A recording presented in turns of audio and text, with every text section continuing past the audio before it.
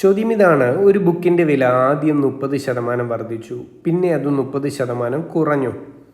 ഇപ്പോൾ അതിൻ്റെ വില 546 ആണെങ്കിൽ യഥാർത്ഥ വില എത്ര എന്നാണ്?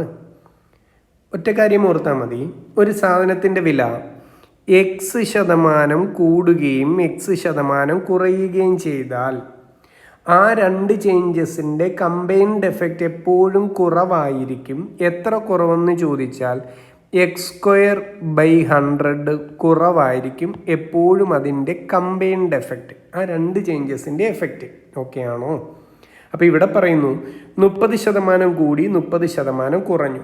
അപ്പോൾ ആ രണ്ട് ചേഞ്ചസും കൂടെ വരുമ്പം കമ്പൈൻഡ് ആയിട്ടുള്ള എഫക്റ്റ് എന്തെന്ന് ചോദിച്ചാൽ നമുക്ക് ഇങ്ങനെ എഴുതാം, 30²/100 കുറവായിരിക്കും ഇവിടെ ഉണ്ടാകാൻ പോകുന്നത്. യഥാർത്ഥ വിലയിൽ അത്രയും കുറവ് വരും.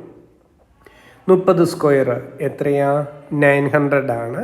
അപ്പം 900/100 നമുക്ക് പറയാം 9% കുറവായിരിക്കും യഥാർത്ഥ വിലയിൽ അത് കാരണം ഉണ്ടാകുന്നത്. യഥാർത്ഥ വിലയെ 100% എന്ന് എടുത്താൽ ഈ 9% കുറവ് വന്ന് കഴിയുമ്പം ബാക്കി എന്തുണ്ട്? ബാക്കി 91% ഉള്ളൂ. 100ൽ നിന്ന് ഈ 9% കുറവ് നമ്മൾ മാറ്റിയാൽ ഇപ്പോൾ അതിൻ്റെ വില എത്രയാണെന്ന് ചോദിച്ചാൽ 91% ഉള്ളൂ. ക്ലിയർ ആയോ? അപ്പം ചോദ്യത്തിൽ പറയുന്നത് ഈ രണ്ട് ചേഞ്ചസ് കാരണം വില 546 മാറിയെന്ന നമ്മളിപ്പം പറയുന്നു.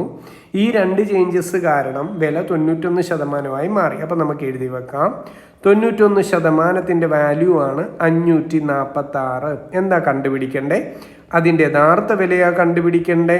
യഥാർത്ഥ വിലയെ നമ്മൾ എപ്പോഴും എത്ര എടുക്കത്തുള്ളൂ? 100% എടുക്കത്തുള്ളൂ. ഒന്ന് ക്രോസ് ചെയ്താൽ പോരെ. 100 × 546 / 91. ഇവിടെ ക്യാൻസലേഷൻ പോസിബിളാണ്. പെട്ടെന്ന് തന്നെ നമുക്ക് വെട്ടാൻ പറ്റും. 91 × 6 ആണ് 546 അല്ലേ? 91 × 6 ആണ് 546. അപ്പോൾ ആ സാധനത്തിൻ്റെ യഥാർത്ഥ വില എത്രയെന്ന് ചോദിച്ചാൽ 100 × 6 600 രൂപയാണ് ആ സാധനത്തിൻ്റെ യഥാർത്ഥ വില. ഓക്കെ അല്ലേ? ശരി, താങ്ക് യു.